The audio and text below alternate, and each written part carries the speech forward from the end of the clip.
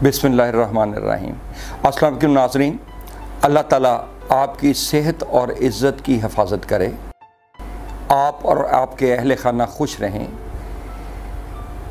मैंने पहले भी गुजारिश की थी कि हमारी कुछ आदत आजकल थोड़ी सी मुख्तलिफ हो गई हैं और वो प्रॉब्लम जो बुढ़ापे के प्रॉब्लम थे, बुढ़ापे में समझे जाते थे, वो अब यंग पौध में भी आ रहे हैं, बच्चों में भी आ रहे हैं, क्योंकि हमारा लाइफस्टाइल बदल गया है। वो जो आउटडोर एक्टिविटीज़ होती थी, मैदान में एक्टिविटीज़ होती थी, उससे हमें विटामिन डी मिलती थी। और आजकल चूँकि हम आउटडोर एक्टिविटीज़ को कम कर दिया है हमने और ज़्यादातर इंडोर एक्टिविटीज़ यानी कंप्यूटर और मोबाइल को ज़्यादा यूज़ करना शुरू कर दिया है और फिर पोस्चर में भी हमारे फ़र्क पड़ गया है। पूरी बॉडी गर्दिश करती थी अपनी जिस्मानी हरकत से। जब हम भागते दौड़ते थे, हॉकी खेलना, फुटबॉल खेलना, वॉलीबॉल खेलना और दूसरी चीज़ें खेलना, तो उसमें हमारी पूरी बॉडी को वर्जिश मिलती थी। जबकि आजकल जब हम कंप्यूटर और मोबाइल इस्तेमाल करते हैं तो सर झुका के बैठते हैं, जबकि कमर कमज़ोर हो गई होती है। कमर को झुका के बैठते हैं तो सबलक्सेशन आ जाती है। पोस्चर की गलती से हमारी हड्डियां कमज़ोर होने की वजह से हमें डिस्प्लेसमेंट आ जाती है मोहरों की। चूँकि ज़्यादातर सवालात इसी के इर्द गिर्द होते हैं जो आप फॉरवर्ड करते हैं, तो मैं फिर यहाँ पे वजाहत कर दूँ कि हमारी हड्डियाँ 7 चीज़ों से बनी हैं: calcium, vitamin D, magnesium, phosphorus, silicon, copper और फ्लोराइड, जैसा कि आप चार्ट पे देख रहे हैं। हम ये खुराक से हासिल करते हैं और हमारा जिस्म इनको यूज़ करता है। मसलन अगर कैल्शियम हम दूध से हासिल नहीं कर पाएंगे तो कैल्शियम का सोर्स ख़त्म हो गया। आजकल या तो मिलावट ज़्यादा दूध मिलता है या हम पीने के आदी नहीं रहे। और फिर हम विटामिन डी, तो जैसे मैंने पहले गुजारिश की कि हम लेना ही पसंद नहीं करते। सुबह की धूप और शाम की धूप यानी अल्ट्रासोनिक रेज़ में होती है, उस वक्त हम सो रहे होते हैं एसी में, एसी के मज़े ले रहे होते हैं। जो बच्चे उठते हैं वो भी एसी की गाड़ी में से उतरते हैं और स्कूल चले जाते हैं, कॉलेज चले जाते हैं अपना। तो हमारा वो लाइफस्टाइल चेंजेस की वजह से और हमारे वो जो खुराक पहले हैवी होती थी, जिसमें प्रोटीन्स होती थी, जिसमें विटामिन्स होते थे, जिनमें मिनरल्स होते थे, उस खुराक की जगह हमने बर्गर और शवारमे वगैरह का खाना ज़्यादा पसंद करते हैं। तो उसमें प्रोटीन्स बहुत कम होती हैं। तो जिन चीज़ों की कमी से, जैसे मैंने 7 चीज़ें गिनवाई हैं, और जब आप पोस्चर टेढ़ा करके बैठते हैं तो फिर ये प्रॉब्लम तो आएंगे। मैं सवालात की तरफ आता हूँ। पहला सवाल बहावलपुर से शहजाद पूछते हैं कि मेरा तल्लक बहावलपुर से है, मेरी कमर में बहुत दर्द बहुत अरसे से है। जब MRI करवाई तो उसमें डिस्क बल्ज का मसला है, बहुत तकलीफ़ और पूरी टांग में दर्द आता है, पाँव में भी है। मैं क्या करूँ, बहुत परेशान हूँ। देखें शहजाद, पहले इसमें आपकी MRI में लाजमी तौर पे लिखा होगा कि आपकी जो रीढ़ की हड्डी है, स्पाइनल कॉर्ड है और दूसरी हड्डियां वो कमज़ोर हो गई। और जब कमज़ोर हो गई तो ये जो हमारे हराम मगज़ के असाब होते हैं, स्पाइनल नर्व्स है, तीसरा हिस्सा हमारे नर्वस सिस्टम का, उसमें जब खिंचाव पैदा होता है तो उससे ये डिस्प्लेसमेंट आएगी। अब इसके 2 इलाज हैं, क्योंकि आपकी टांग में तकलीफ़ आ रही है, ज़ाहिर है 4थे 5वें मोहरे से ये आपकी डिस्क बल्ज होगी।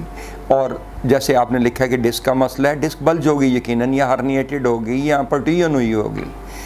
तो इस मसले का हल 2 ही हैं, या तो आप ऑपरेशन करवा लीजिए या फिर कायरोप्रैक्टर के पास तशरीफ़ ले आइए।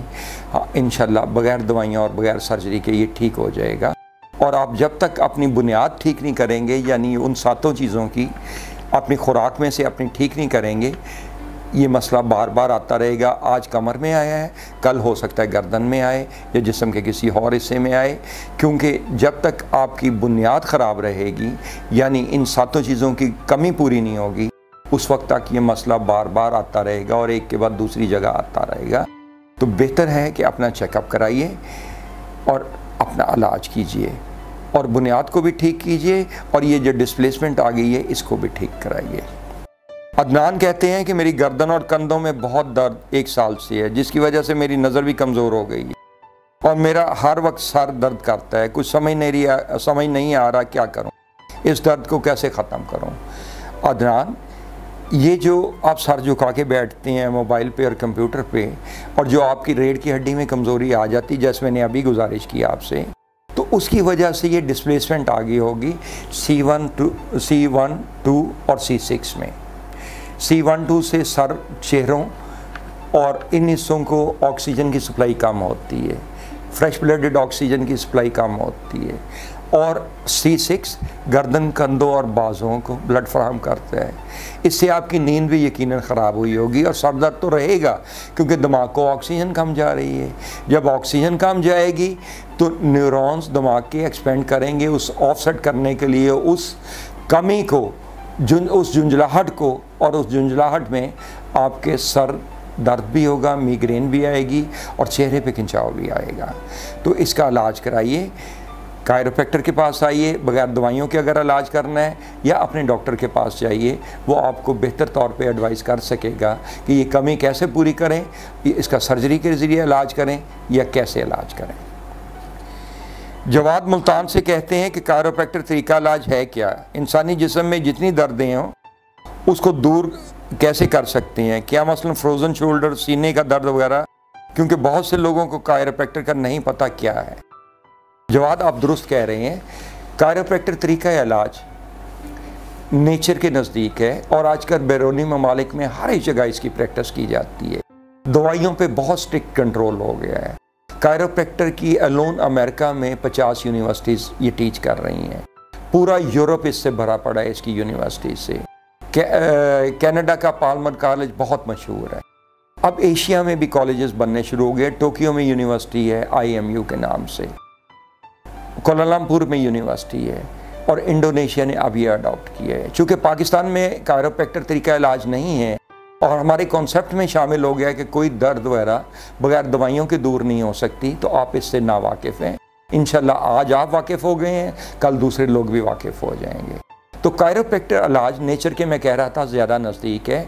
इसमें हमारे नर्वस सिस्टम के, रिकॉल कीजिए अपनी स्टडीज़ को, 3 ही हिस्से हैं बुनियादी तौर पे, जैसा कि चार्ट पे दिखाए गए हैं। Brain being the head of the body, spinal cord और स्पाइनल नर्व्स।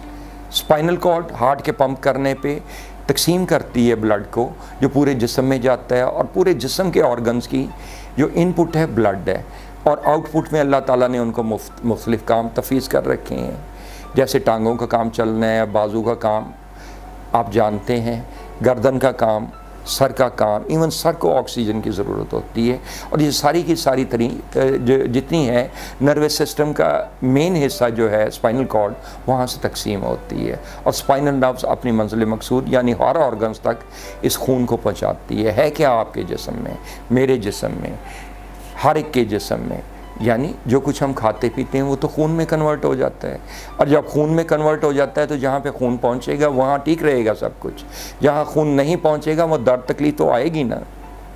तो आप अगर दवाइयों के साथ इलाज करना चाहते हैं, सर्जरी के साथ इलाज करना चाहते हैं, तो किसी ऑर्थोपेडिक या फैमिली फिजिशियन या न्यूरोसर्जन को रब्ता कीजिए।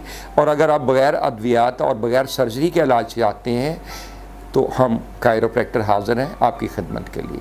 तशरीफ़ लाइए, इंशाल्लाह तमाम दर्दें दूर हो जाएंगी। बिलावल सिंध से कहते हैं कि मेरी उम्र 28 साल है और मेरा तल्लक सिंध से और कराची में काम करता हूँ। मेरा ज़्यादा काम बैठ कर होता है कंप्यूटर पर, जिनकी वजह से मेरे गर्दन में मसला आ गया है, और साथ साथ नज़र भी कमज़ोर हो गई है, और अब ज़्यादा देर कंप्यूटर पर बैठ नहीं सकता, क्या करूं? इसका इलाज बताएं।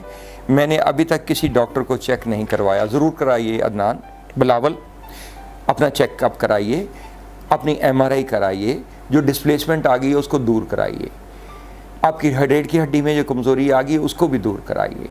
ये जो आँखों का मर्ज़ है, और ये C1 C2 से आप चार्ट पे देखिए कि वो आपकी आँखों को, कानों को, चेहरे को कम ब्लड जाता है, जिससे नज़र कमज़ोर हो जाती है।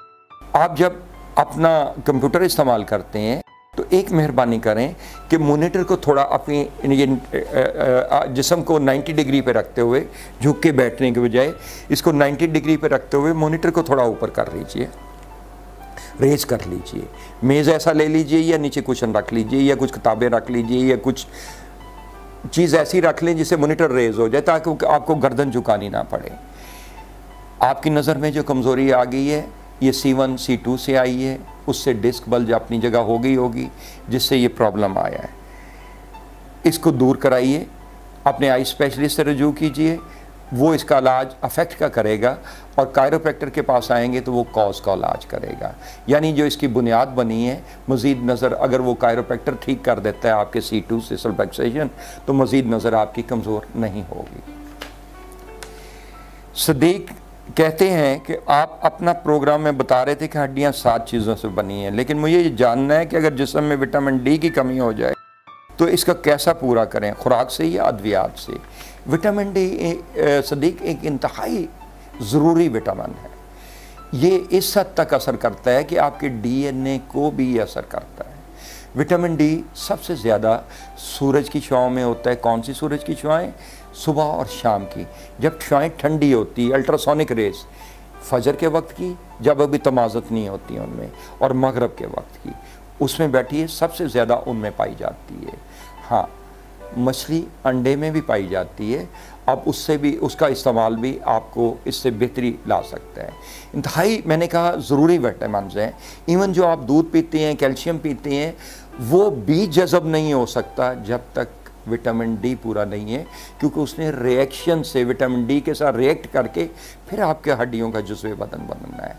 अगर वो विटामिन डी के साथ रिएक्ट नहीं कर पाएगा तो उस सूरत में आपकी कैल्शियम जुज़्वे हड्डियाँ नहीं बनेंगी, हड्डियों को मजबूत नहीं करेंगी, या आपकी आर्टरीज़ को कैल्शियमाइज़ करेंगी या किडनीज़ में स्टोन बनाएंगी। तो बेहतर है कि अपनी जिस्म के तमाम ये सातों जो अज़्ज़ा है मैं पहले मेंशन कर चुका हूँ, इनको पूरा कीजिए, क्योंकि कुछ चीज़ों ने रिएक्शन से अब्जॉर्ब होना है।